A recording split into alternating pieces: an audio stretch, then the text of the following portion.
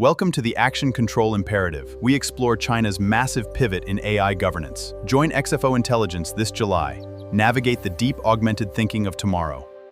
Welcome to the XFO Intelligence podcast.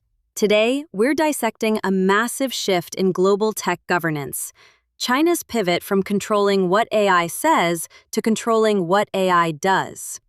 For years, Beijing's focus was content moderation. But early 2026 changed everything. An open-source framework called OpenClaw spread like wildfire, enabling autonomous agents that could delete files, execute code, and manage data without human oversight. The result? Emergency warnings from China's Ministry of State Security and a frantic regulatory scramble. This wasn't just a glitch, it was a paradigm shift. In May 2026, the Cyberspace Administration of China issued dedicated guidance on agentic AI, proposing clear boundaries for autonomous actions.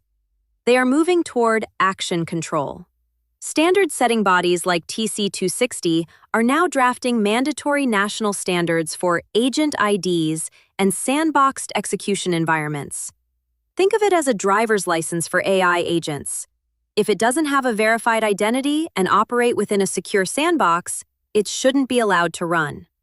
However, there's a significant gap between policy intent and industry practice.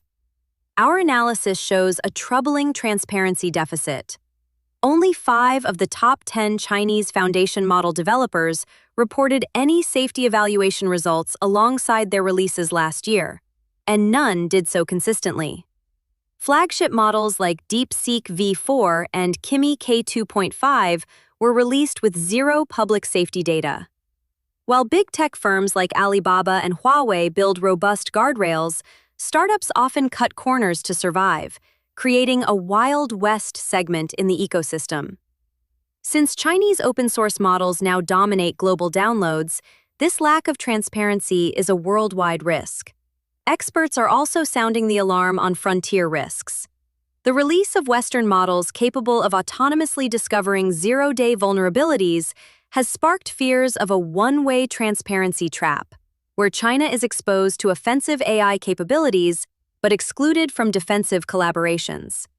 Meanwhile, biosecurity risks, specifically AI-assisted pathogen design, are now explicitly named in national standards for the first time.